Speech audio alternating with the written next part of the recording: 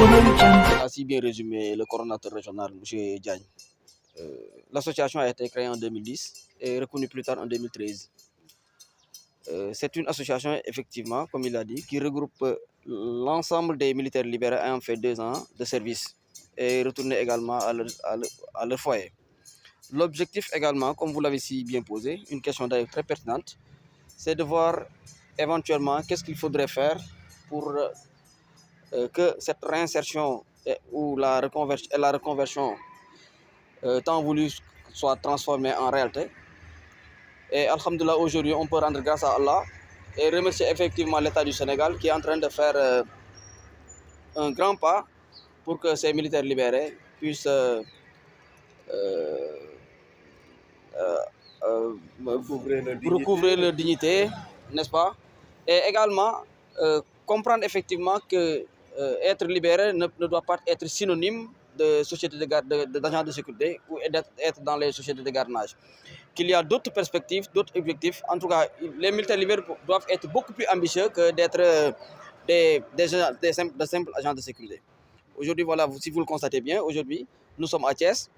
Il n'y a pas longtemps, on a été à Saint-Louis, parce que l'association également, depuis sa création, est née en coordination.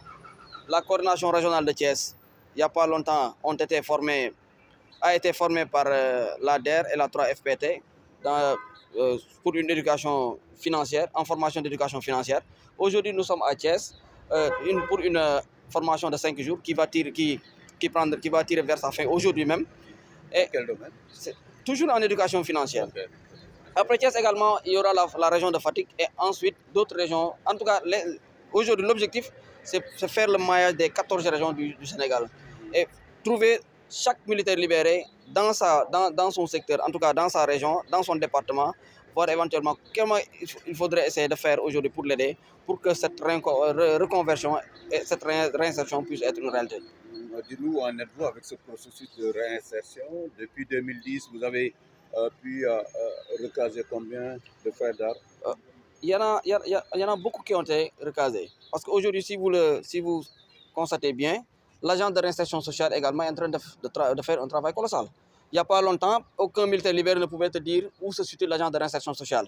Mais aujourd'hui, depuis l'événement du général Khardiouf, que nous remercions et saluons au passage, que félicitons également, par la même occasion, vous allez justement donner l'occasion d'attirer l'attention de l'État du Sénégal, notamment le président Macky Sall, a pensé effectivement à venir en appui à l'agent de réinsertion sociale des militaires, qui aujourd'hui est la plus grande partie, en tout cas, des jeunes. C'est-à-dire, si je le dis, c'est parce que dans chaque quartier aujourd'hui, on ne peut pas compter 5 personnes sans que les 3 ne soient des militaires libérés.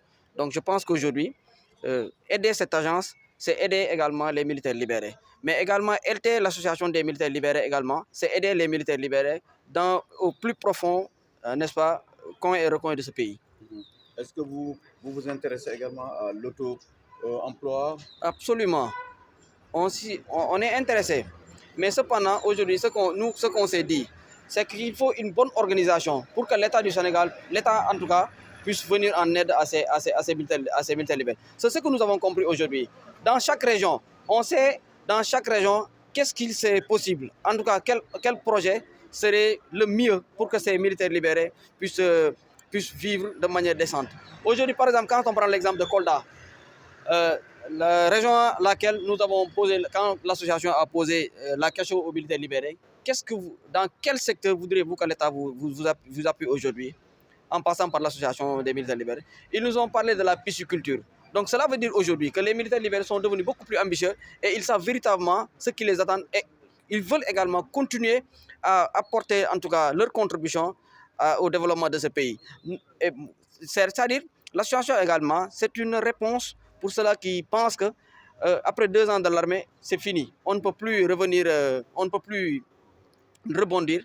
Également, c'est ces éléments qui nous poussent aujourd'hui à penser qu'organiser, créer cette association, regrouper ces militaires libérés peuvent être en tout cas peuvent impacter positivement. Une autre chose également, c'est qu'aujourd'hui, au moment où nous sommes, vous savez, les militaires libérés également constituent un trait d'union entre la vie militaire et la vie civile.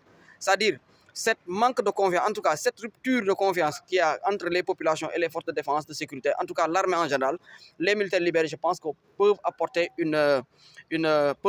peuvent être la solution à cette réconciliation. Et on est en train de travailler également là-dessus. Montrer aux populations que les forces de défense et de sécurité sont des citoyens à part entière. Mais la seule différence entre eux et nous, c'est la tenue. Au-delà de la tenue, bon, il y a le vivre ensemble et voilà. Que dire maintenant à l'État, sinon c'est que quand même notre pays fait face à un défi de sécurité, former des jeunes Sénégalais et puis après la durée légale, les libérer. Est-ce que l'État ne trouverait mieux de vous trouver une autre? Vous savez, depuis 1960 à nos jours, ça a toujours été comme ça. Mais aujourd'hui, quand même, le monde avance et les gens doivent repenser à beaucoup de choses, doivent repenser également, effectivement, au mode de recrutement. Parce que chaque année, il y a 3 contingents qui sont recrutés. Et ces 3 contingents, le plus souvent, beaucoup en tout cas, sont retournés à leur foyer. Mais c'est le moment également à l'État du Sénégal de revoir la dérogation d'âge. C'est-à-dire ceux qui ont un certain âge ne peuvent pas aujourd'hui passer les concours paramilitaires, tels que la gendarmerie et la police, entre autres. Mais aujourd'hui, si l'État, par exemple, repense véritablement à la dérogation d'âge, revoit un peu une hausse de l'effectif, cela pourrait effectivement aider au déficit sécuritaire. Également, l'autre chose, il n'y a pas qu'également la sécurité, être dans la tenue, sous la tenue pour être dans la, pour participer à la sécurité. Il y a la sécurité alimentaire que l'État du Sénégal parle. Il n'y a pas longtemps, le chef de l'État, le président Macky Sall, avait invité les populations à retourner à la terre. Aujourd'hui, les militaires libérés bien organisés, formés, compte tenu de leur rigueur, de leur volonté, de leur engagement, leur loyauté, à se mettre au service du pays. Aujourd'hui, ils sont fin prêts. Ils ont demandé des terres, ils ont eu des terres. Aujourd'hui, je pense que l'État du Sénégal pouvait également aider sur ce point, aider ces militaires libérés en les accompagnant en matériel, en moyens financiers, en intrants en semences, entre autres, et les accompagner pour que cette sécurité alimentaire que l'État du Sénégal parle tous les jours soit une réalité également. Merci.